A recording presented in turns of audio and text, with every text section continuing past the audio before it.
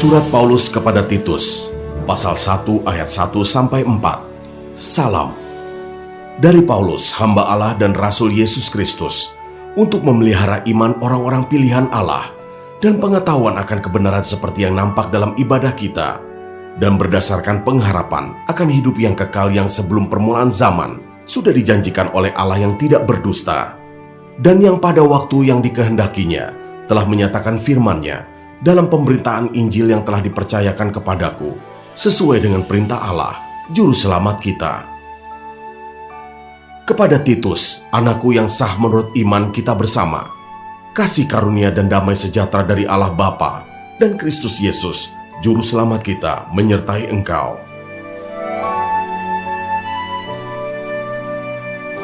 Ayat 5-16.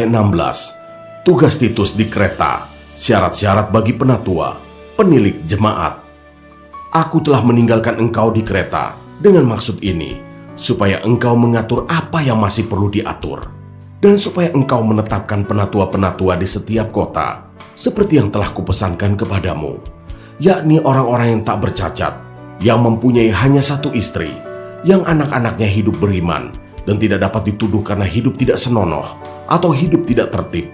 Sebab sebagai pengatur rumah Allah, seorang penilik jemaat harus tidak bercacat, tidak angkuh, bukan pemberang, bukan peminum, bukan pemarah, tidak serakah, melainkan suka memberi tumpangan, suka akan yang baik, bijaksana, adil, saleh, dapat menguasai diri, dan berpegang kepada perkataan yang benar, yang sesuai dengan ajaran yang sehat, supaya ia sanggup menasihati orang berdasarkan ajaran itu, dan sanggup meyakinkan penentang-penentangnya. Karena sudah banyak orang hidup tidak tertib, terutama di antara mereka yang berpegang pada hukum sunat. Dengan omongan yang sia-sia mereka menyesatkan pikiran. Orang-orang semacam itu harus ditutup mulutnya, karena mereka mengacau banyak keluarga dengan mengajarkan yang tidak-tidak untuk mendapat untung yang memalukan. Seorang dari kalangan mereka, nabi mereka sendiri pernah berkata, "Dasar orang Kreta pembohong, binatang buas, pelahap yang malas." Kesaksian itu benar. Karena itu tegurlah mereka dengan tegas, supaya mereka menjadi sehat dalam iman, dan tidak lagi mengindahkan dongeng-dongeng Yahudi dan hukum-hukum manusia yang berpaling dari kebenaran. Bagi orang suci semuanya suci, tetapi bagi orang najis dan bagi orang tidak beriman, suatu pun tidak ada yang suci, karena baik akal maupun suara hati mereka najis. Mereka mengaku mengenal Allah, tetapi dengan perbuatan mereka menyangkal Dia. Mereka keji dan durhaka, dan tidak sanggup berbuat sesuatu yang baik.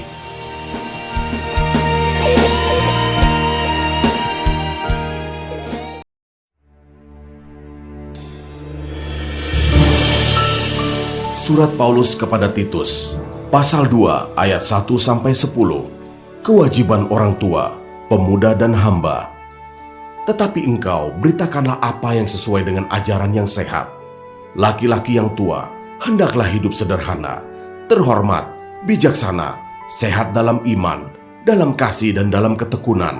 Demikian juga perempuan-perempuan yang tua, hendaklah mereka hidup sebagai orang-orang beribadah. Jangan memfitnah, jangan menjadi hamba anggur, tetapi cakap mengajarkan hal-hal yang baik. Dan dengan demikian mendidik perempuan-perempuan muda, mengasihi suami dan anak-anaknya, hidup bijaksana dan suci, rajin mengatur rumah tangganya, baik hati dan taat kepada suaminya, agar firman Allah jangan dihujat orang. Demikian juga orang-orang muda, nasihatilah mereka supaya mereka menguasai diri dalam segala hal, dan jadikanlah dirimu sendiri suatu teladan dalam berbuat baik. Hendaklah engkau jujur dan bersungguh-sungguh dalam pengajaranmu, sehat dan tidak bercela dalam pemberitaanmu, sehingga lawan menjadi malu, karena tidak ada hal-hal buruk yang dapat mereka sebarkan tentang kita. Hamba-hamba hendaklah taat kepada tuannya dalam segala hal, dan berkenan kepada mereka. Jangan membantah, jangan curang, tetapi hendaklah selalu tulus dan setia, supaya dengan demikian mereka dalam segala hal memuliakan ajaran Allah, Juru Selamat kita. Ayat 11-15. Kasih karunia Allah menyelamatkan semua manusia. Karena kasih karunia Allah yang menyelamatkan semua manusia sudah nyata, Ia mendidik kita supaya kita meninggalkan kefasikan dan keinginan-keinginan duniawi, dan supaya kita hidup bijaksana, adil dan beribadah di dalam dunia sekarang ini, dengan menantikan penggenapan pengharapan kita yang penuh bahagia dan penyataan kemuliaan Allah yang maha besar dan juru selamat kita Yesus Kristus, yang telah menyerahkan dirinya bagi kita untuk membebaskan kita dari segala kejahatan dan untuk menguduskan bagi dirinya suatu umat kepunyaannya sendiri yang rajin berbuat baik. Beritakanlah semuanya itu, nasihatilah dan yakinkanlah orang dengan segala kewibawaanmu. Janganlah ada orang yang menganggap engkau rendah.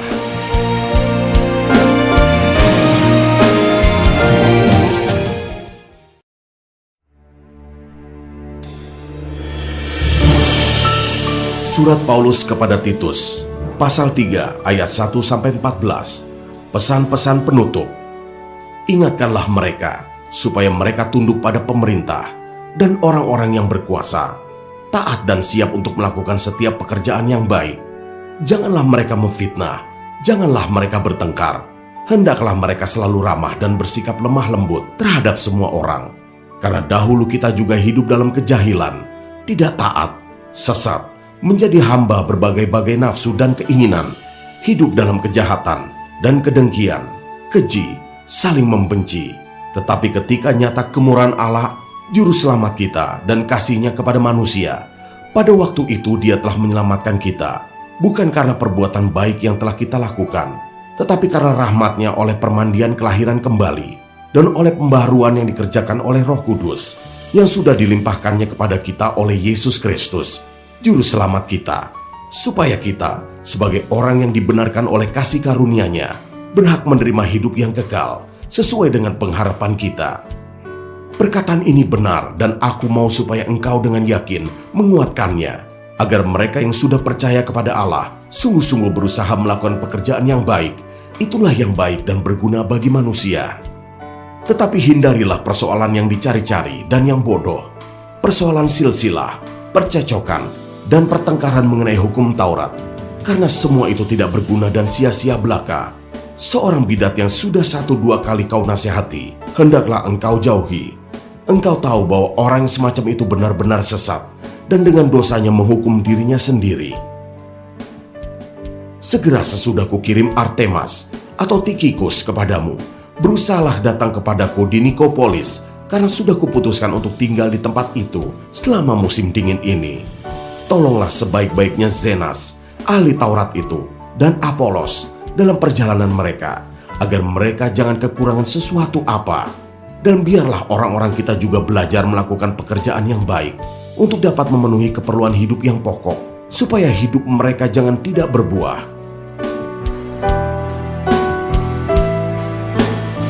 Ayat 15, Salam. Salam dari semua orang yang bersama aku di sini, dan sampaikanlah salamku kepada mereka yang mengasihi kami di dalam iman. Kasih karunia menyertai kamu sekalian.